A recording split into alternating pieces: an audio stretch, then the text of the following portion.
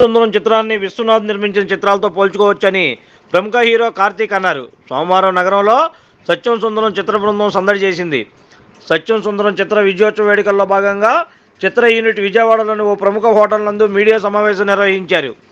ఈ సందర్భంగా చిత్ర కథానాయకుడు కార్తీక్ మాట్లాడుతూ మూవీని బ్లాక్ బాస్టర్ చేసినందుకు తెలుగు ప్రజానికానికి ధన్యవాదాలు తెలిపారు.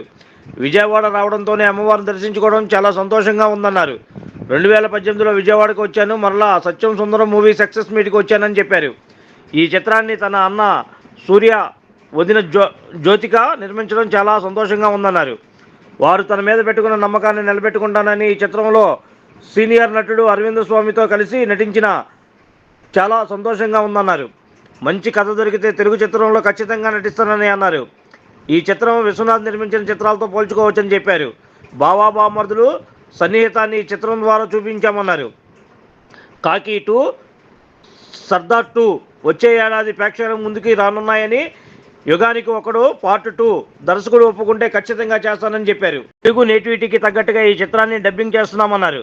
గుంటూరు, విజయవాడ, అమరావతి చుట్టుపక్కల పరిసర ప్రాంతాల్లో ఉన్న ఊర్లన్నీ ఈ చిత్రంలో చూపిస్తామని చెప్పారు. అనంతరం చిత్ర దర్శకుడు సి ప్రేమ్ కుమార్ మాట్లాడుతూ అందమైన దృశ్య కావ్యం సత్యం సుందరం అని అన్నారు.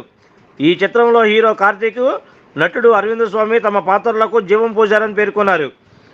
థియేటర్స్లో ఈ చిత్రాన్ని చూసిన ప్రేక్షకులు ఒక మధురానుభూతి కలుగుతుందని తెలియజేశారు.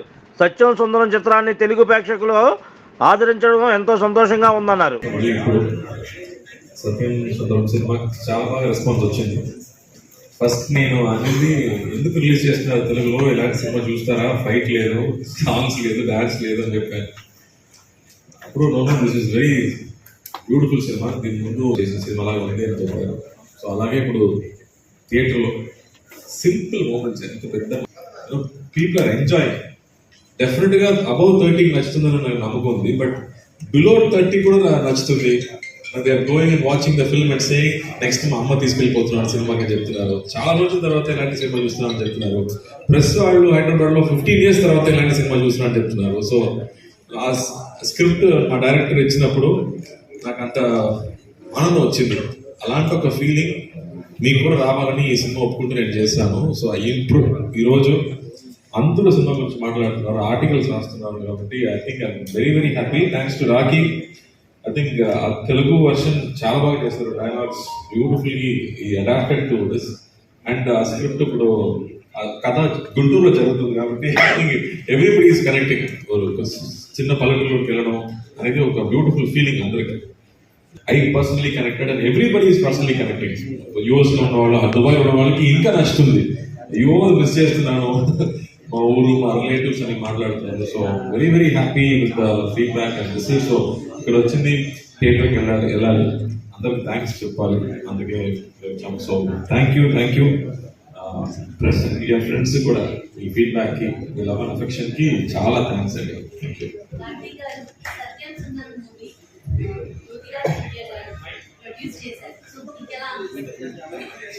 సో ఈ కథ విన్నప్పుడు నాకు అనిపించింది ఇది మామూలు సినిమా కాదు, it's what will work. It's proper commercial film అయినా కూడా మామూలు విషయం లేదు. అది కరెక్ట్గా అండర్స్టాండ్ చేసుకుంటూ ఈ కథకి ఏం కావాలో, డైరెక్టర్కి ఏం కావాలో అది చేయాలి కదా. సో అది 2Dలో ఉంటే బాగుంటుందని నాకు నమ్మకం.